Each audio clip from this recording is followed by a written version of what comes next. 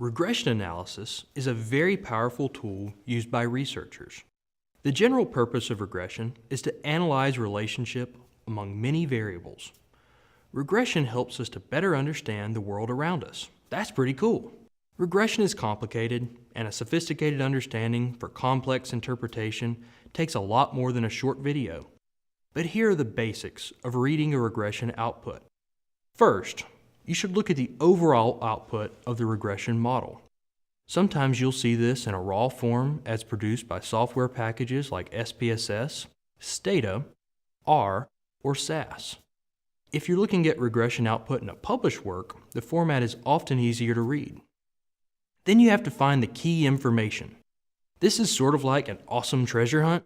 You should not be intimidated by all those numbers. Be brave. Instead, find the variable of central interest in the model. Then focus on information about two things, sign and significance. Sign indicates whether the relationship between the independent variable and dependent variable is positive or negative. A positive relationship suggests that variables tend to move in the same direction. If one variable goes up in value, so does the other. If one variable goes down in value, so does the other. A negative relationship implies the opposite. If one variable goes up, the other tends to go down.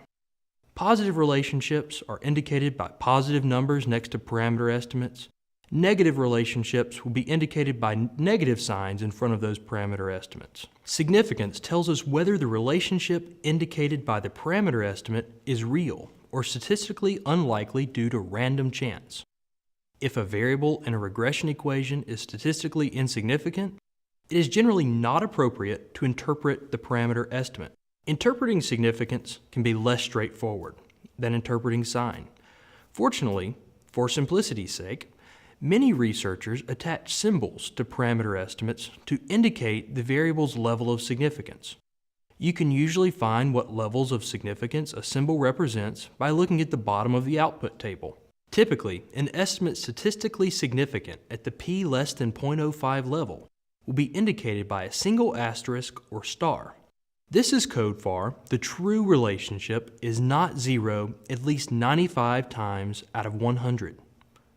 Again, regression analysis is complicated, and you'll need to know a lot more to use it competently in your research.